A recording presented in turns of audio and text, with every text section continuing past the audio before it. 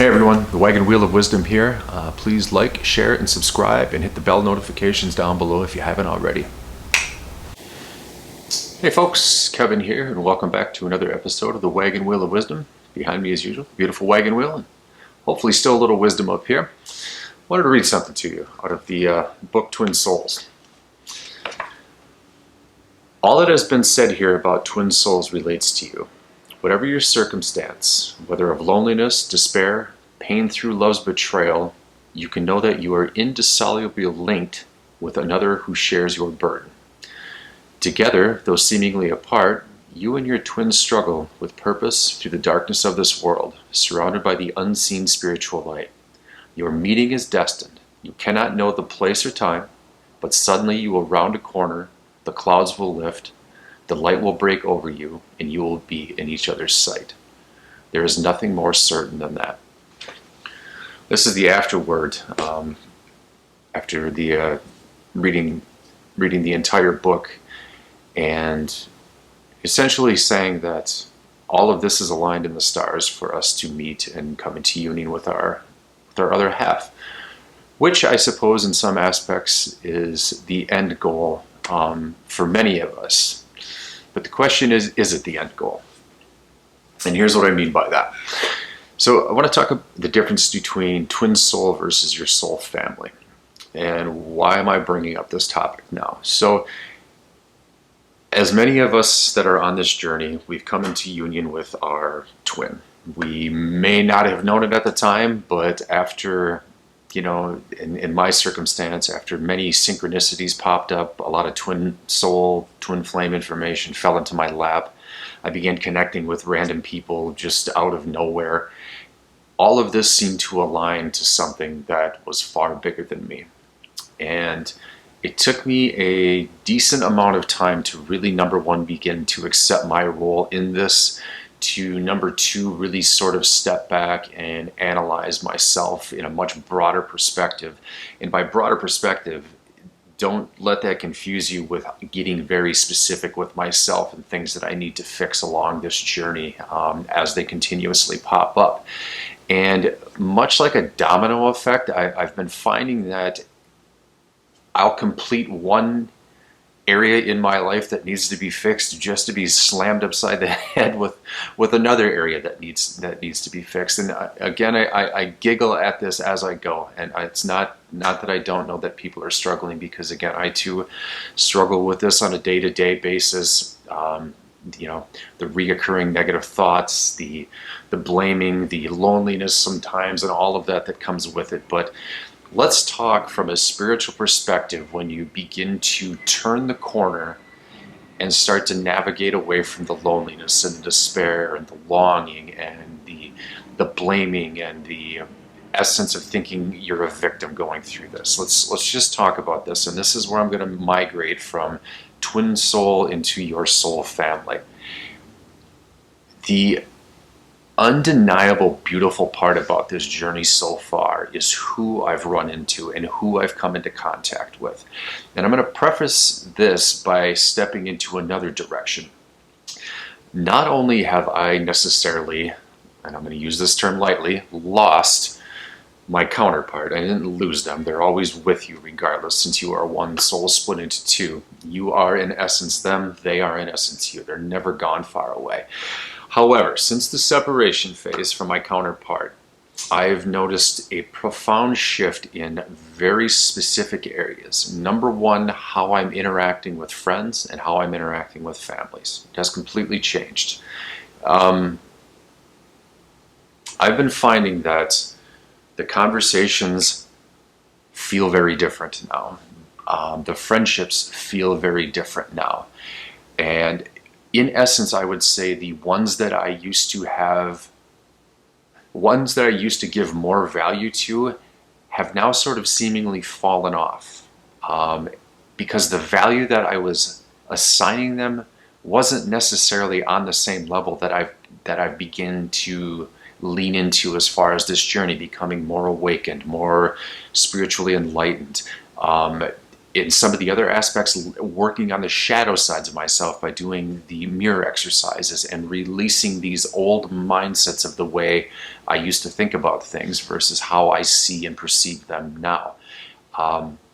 I still have two very close relationships with guy friends of mine. One of my best friends I've been friends with since we were 5 years old.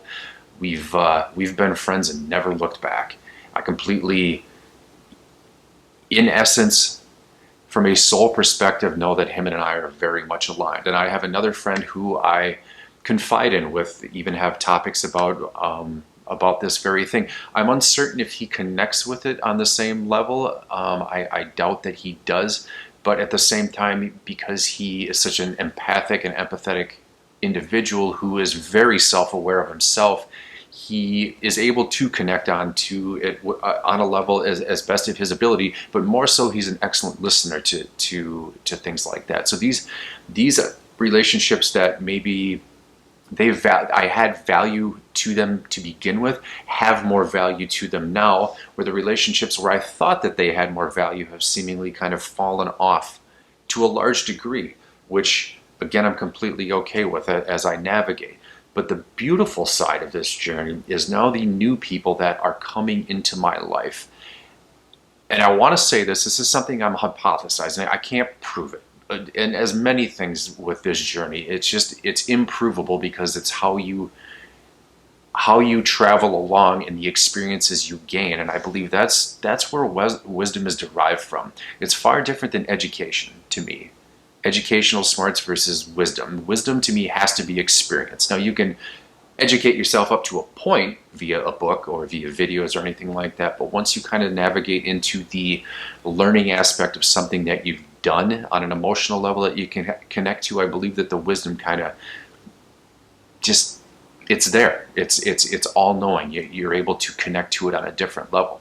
So in essence, I mentioned in one of my other videos previous that I met another twin. I've had life coaches pop into my life at certain points. I've connected with a couple new individuals via the comments section that have reached out to me via email that I never would have before. And it's just cool as I sort of climb up this ladder, so to speak, and getting to a new level of wisdom, a new level of realization, letting go of the old ways of thinking, how these new people are just subtly introduced into my life. And much like what I just read to you with the book in regards to you coming back to union with your twin soul, the soulmates themselves just appear out of nowhere. And it is such a cool thing to embrace and to see and to feel. When I would compare it to, in many aspects, the first time that I had met my twin, when I am just that bubbly phase of you sense something very different about this person. Each new soul person, soul family that I come into contact with, male or female, there's just this profound connection to them. It isn't obviously the same as when I met my twin, but it's damn close. I can just tell that from an energetic level, these people are coming back into my life and in the most unselfish of ways here to help, again, lift me up and raise me to another level. And I firmly believe that all of you, when you truly embrace and lean into this journey, let go of the old ways of thinking, and more importantly, let go of the old people in your life that maybe, were just supposed to be there for a season, not a lifetime, that once you begin to kind of trust yourself, trust the journey, these new people just come into your life to, again, shake you up a little bit. And I think, or at least how I'm interpreting it, you are able to then trust the journey a little bit more. Like, wow, I got to meet this great person who's going along and sharing in the exact same things that I'm sharing in and has these same epiphanies and these same realizations. It's really validating, especially given the circumstances early on with the loneliness with this and just how you feel. It's described as the dark night of the soul. You're in a room with no windows and no doors, and it's completely black in some aspects. That's how I would interpret it. And once you're able to slow things down, take it day by day, moment by moment, and turn that corner. As I said, things just open up and things just appear, and the sunlight brings in different vibrations, and getting outside and seeing nature in its beauty is different, and how you interpret things, and synchronicities, angel numbers, all of these things just seem to kind of pop out of freaking nowhere. And the weird part is, at first, trusting yourself with like, holy shit, am I going crazy? It may seem like it at first, because it could be completely overwhelming until you're able to kind of take it in stride and giggle with it and laugh at it and smile about it a little bit more. And you begin to really detach yourself from the old ways of thinking. You really do. And that's what I keep talking about how beautiful this journey can be once you accept that you're on it. And once you accept that you're on it, you accept that there really is no turning back, because why the hell would you want to go backwards on this one? There is a brand new life out there for you. A brand new life. A life that I'd be willing to bet deep down you always knew existed, and more importantly, always wanted. You just had no idea how you're going to get there. This is that journey. And here's another hypothesis that I just, in a romantic sense, believe in. I truly feel now, given in 2012, the age of Aquarius was set in motion. Now, the old 3D people were all worried, oh my God, it's the end of the world, and the Mayans had it on their calendar that everybody's going to blow up and die. Wrong. It was about an awakening, a planetary awakening. And if you've looked at the twin flame and twin soul community, it's accelerated greatly since then. It really has. The amount of connections being made, the amount of information out there, all of it is accelerating faster, and it's because of the age of Aquarius. It is this massive awakening on a planetary level that involves our soul family, but it involves meeting our twin soul first. And now, why do I say that?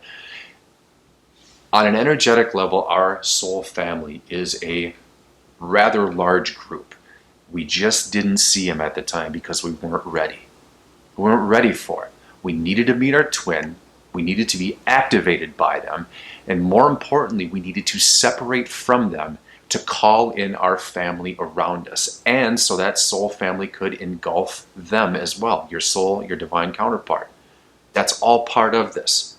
However, the romantic side of me really believes that the two twins must come back together at some point very soon. That this is going to accelerate faster and faster. That way these soul families can merge together to become one, led by the two twins. It's talked about where the souls are divided, right? And we come back together to create one super soul. So in other words, three come together as one. Your other half, yourself, merging into one. You are there to lead this soul family around you. And as we go on this journey, you're going to be meeting more and more of them. And they're going to show up out of the blue and shock the hell out of you. And you're going to feel so magnified in those moments when you get to talk to them. To just have that inner knowing that there's others out there going through this is such a great thing. And whether you meet them online or in person, either or. Just had a person talk about it in one of the comments about how they were driving out in a state that they had, met their twin in or came across them. It can happen anywhere, and it's going to happen when you least expect it. But that's the point, because it helps you believe in it a little bit more. And if you were like me early on, I was super hesitant about this. It seemed to be too much fantasy thinking for it to be real. The part where I would have to call myself a divine feminine, I was resistant against. But you know what? Don't care. It's all too beautiful at this point for none of it to be real. And the more people I come into contact with, the more I separate myself from my old way of thinking, the more I evolve, the more I work this discipline and work these disciplines over and over again. It drives home how great this really is, how hard it really is, because trust me, it is going to be probably the hardest journey some of you have ever embarked on, but it is so worth it. It is so worth it to drop the old mindsets of the 3D world and to reshape it using a 5D brain. You get to take this fresh piece of clay and mold it into whatever the heck you want to. And you are going to enjoy that in every aspect. And just know that you're here leading something great, because people are going to find you, and more importantly, people are going to follow your lead. You just have to follow your lead first and trust it. So that's today's message. Difference between twin souls versus your soul family. Embrace the family. You embrace the family, I assure you, your twin counterpart will re-embrace you all over again. Just the romantic side of me. But love you guys.